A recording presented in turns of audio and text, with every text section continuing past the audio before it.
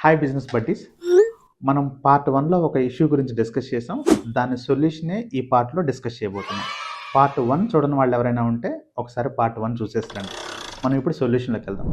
నేను సొల్యూషన్ ఏమి ఇచ్చాననంటే కంపెనీతో నేను చెప్పిన మాట, మనది ఒక farming based real estate organisation. అంటే మన ఆర్గనైజేషన్‌లో మనం హైయెస్ట్ రిటర్న్స్ ఇవ్వడం ద్వారా అట్రాక్ట్ చేయడం కన్నా, ఒక రీజనబుల్ రిటర్న్స్ ఇస్తూ ట్రస్ట్ తోటే వాళ్ళని అట్రాక్ట్ చేయడం అనేది చాలా ఇంపార్టెంట్ అనే విషయాన్ని మొదట నేను కన్విన్స్ చేశాను. ఆ తర్వాత నేను ఇచ్చిన గైడెన్స్, మనం ఫస్ట్ ఇయర్ హైయెస్ట్ రిటర్న్స్ ఇచ్చి ఆ తర్వాత లెస్ రిటర్న్స్ ఇస్తే గనక పబ్లిక్ ఈ ప్రాసెస్‌ని బిలీవ్ చేయరు. దానికి మన సొల్యూషన్‌గా ప్రతి ఇయర్ ఒక సేమ్ ఇన్కమ్ ఇచ్చేలాగా, అంటే first year 12% lease income, 12% appreciation. Second year continue అయితే 12% లీజ్ ఇన్కమ్, 12% అప్రిషియేషన్.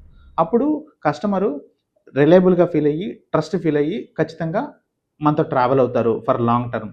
సో దీనివల్ల క్విట్ అయ్యే పర్సెంటేజ్‌లు కూడా తగ్గుతాయి. దానివల్ల మన బిజినెస్ చాలా గ్రో అవుతుందనే నేను వాళ్ళకి గైడ్ చేశాను. స్టార్టింగ్‌లో వాళ్ళు దీన్ని నమ్మలేదు. అంటే ఇంత హై రిటర్న్స్ ఇస్తున్న మనము రిటర్న్స్‌ని తగ్గిస్తే సేల్స్ పడిపోతుందని భయపడ్డారు. బట్ స్లోగా వాళ్ళు నన్ను బిలీవ్ చేసి ఈ అమెండ్మెంట్‌ని ఇంప్లిమెంట్ చేశారు. స్లోగా పబ్లిక్ మమ్మల్ని ట్రస్ట్ చేశారు. సేల్స్ చాలా బాగా ఇంప్రూవ్ అయింది.